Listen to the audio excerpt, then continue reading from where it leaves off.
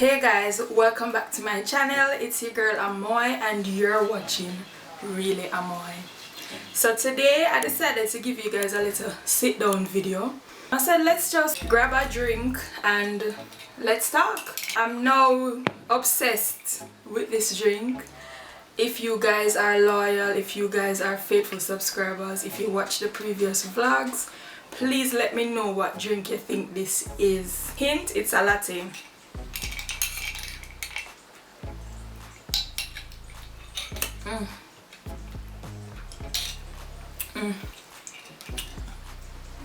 Comment below guys what drink you think it is. In this video we're going to discuss my salvation story and some things that I realized being a young convert in the church.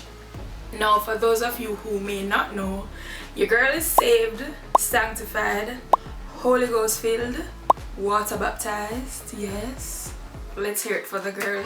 But yes, I'm saved, got saved 8 years ago, and yeah, here I am today, just feeling very reflective, feeling a bit heartbroken because since the pandemic I realized that many persons have lost their way. I realized that a lot of persons have backslidden, a lot of persons have turned away from the church. And hopefully this discussion will kind of put some perspective into the thoughts of a young convert and what they expect from the church and how they can be affected when these expectations aren't met. My salvation story. If you want to hear the full story, head on over to my other channel, The Anointed Writer, where I share more about my testimony and just more ministry focused discussion. I'm going to let you know that I got saved 8 years ago. I'm going to pop a picture up on the screen to show you a bit about who Amoy was before Christ. I was a party girl. Well, I was trying to be a party girl. I used to drink a lot. I liked girls. I was just very rebellious, very out there, just doing the most. And when I finally got saved, I thought, okay, it's time to leave this world behind and go into a better space, which is church and Christianity, and learning more about God and more about the church. And I thought that going into that space, everybody was going to be so holy and nice and sanctified and just good, genuine people. One of the first mistakes I made going into the church was to try to be like everyone else. That was a no-no for me. I was a part of a New Testament church. I won't say which New Testament church, but I was a part of a New Testament church. If you're familiar with the New Testament church in Jamaica, especially the one that I attended, it was all about the skirts. You can't wear jeans, you have to cover your head in the sanctuary, you can't wear jewelry, and Christianity is much more than that. But I didn't know better and I just wanted to belong, I wanted to be welcomed, I wanted to just fit in and be a part of it. But little did I know that that was not going to be my path in life. That was not what God intended for me. He was very specific about me being true to myself. So that's another one of the things that may be happening in the minds of the young convert. They want to belong, they want a safe space. For those who are out in the world, you know that life can be a bit brutal when you don't have the support of faith and a religion and something higher to believe in. When you finally have that salvation experience or that awakening, you want to understand more and you want to be in a safe space and you want to belong. So I feel like the church can be a bit more welcoming to young converts, especially young converts who have a very powerful testimony. My testimony was one of coming out of homosexuality and coming into Christ. And there was a lot of excitement about my testimony and everybody was just so happy and joyful and amazed. But that excitement quickly died down, and when I became a part of the church and was looking for that safe space and that belonging, I found that many persons, not all, did not offer what I was looking for. And my idea of the church is a space of community, it's a space of love, it's a space of fellowship, it's a place where the ground is level and everybody is equal, everybody sees each other as people and value each other as people. But I realized unfortunately that that's not the case. in many spaces. Another thing that I realized going into the church, and I realized was detrimental to me later down in my walk, was that there was a lot of focus on the church's rules and the church's doctrine, and not so much about helping persons to gain their footing in prayer and understanding the word and cultivating a relationship with God. It was more about, this is what we believe, don't wear this, don't wear that, don't do this, don't do that. And I believe if we put more emphasis and more focus on who God is, how we can have a relationship with him, how we can communicate with him, how we can grow deeper in fellowship with him, I think we would have a more lasting effect. We will have more converts staying in the church, more converts staying in God, because we have taught them how to stand on their own as a believer and how to cultivate that relationship they need to survive this walk. Because let me tell you, there are going to be some seasons where things are so dark, the warfare is so rough, that all you can see are your four walls in your bedroom or wherever you choose to hide away, and all you will have is prayer and that time to communicate with God. Sometimes the people around you will not be able to help you, but if you don't have that footing or that confidence in who you are in God and that relationship with God, it's easy to falter. And I can tell you that the devil does not let up on the young converts. They experience the most trials, the most warfare, because the enemy is going to test if you're serious about your decision, if you're serious about following God. Churches, bear that in mind. And I realized too that many members in the church, they don't really understand the mindset or the expectations of a young convert, because they have been born and raised in the church. So for them, church is more so a routine than, it's like 80% routine and 20% relationship.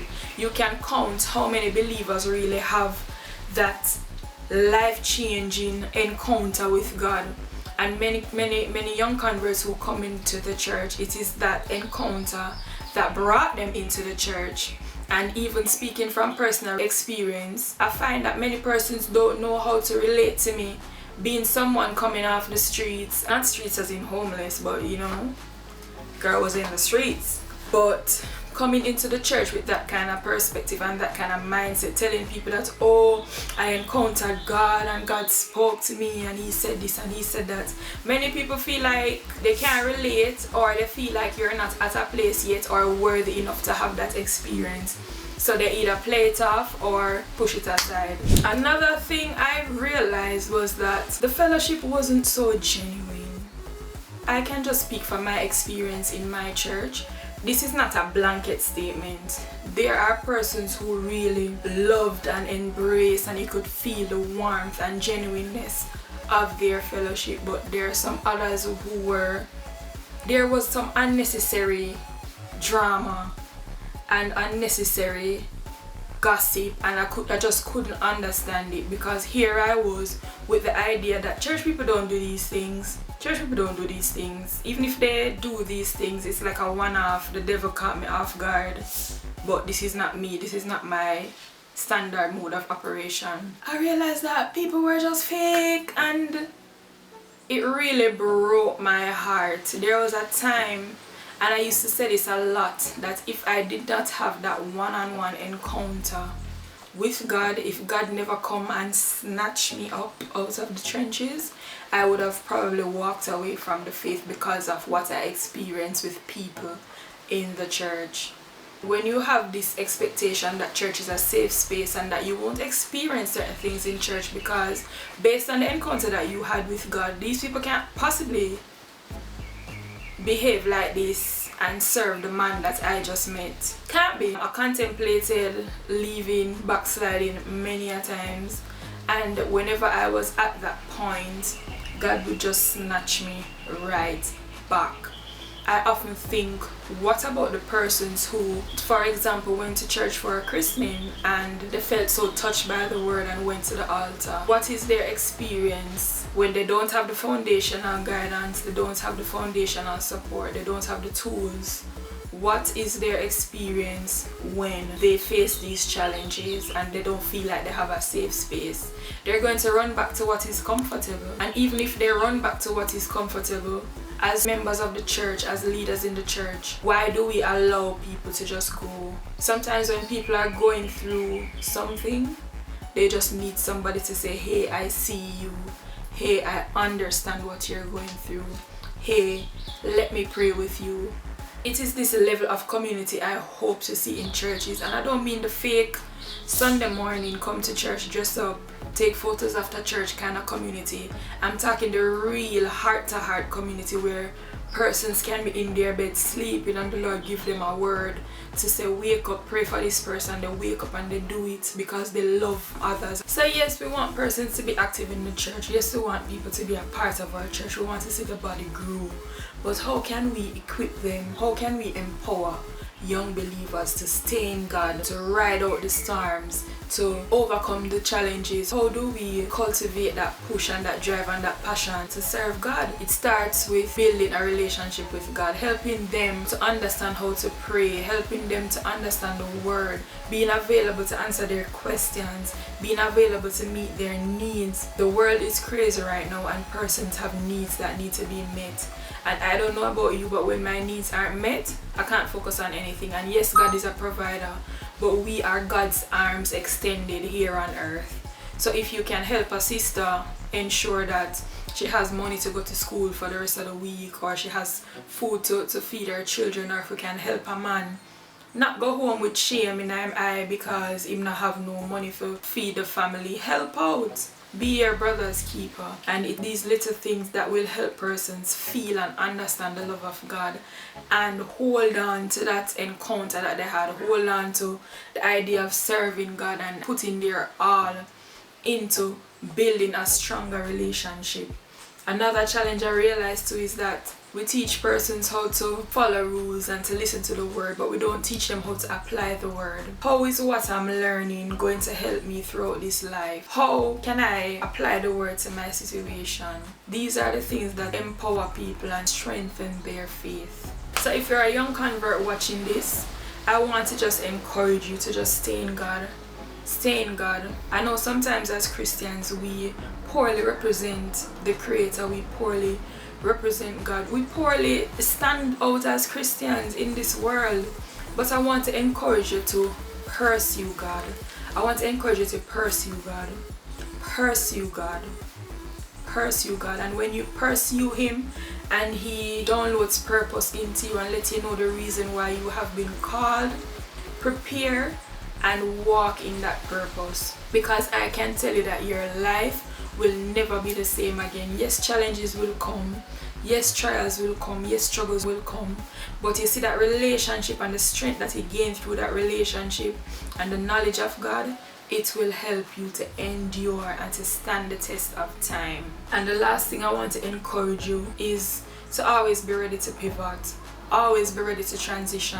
Many persons think that the faith walk is just a linear path, that is just point A to point B, but there are so many stops, so many transitions, so many mountains, so many valleys. A sermon that sticks with me to this day as a believer is that on your Christian journey, on your walk with God, there will be highs and lows, there will be mountains and valleys, because life is like a pendulum. If you know anything about a pendulum, it swings, and the more it swings, the more momentum it gains. So the more momentum it gains and the longer it swings, the higher you go. But the higher you go, the deeper your valleys will go. But always remember that when you're on the mountain, prepare for the valley, and when you're in the valley, look to the mountain. Because it is never just a straight path, it is never monotonous. When you're growing in God, things change, life change, you experience new things, you experience new joys, and the joys far outweigh the challenges.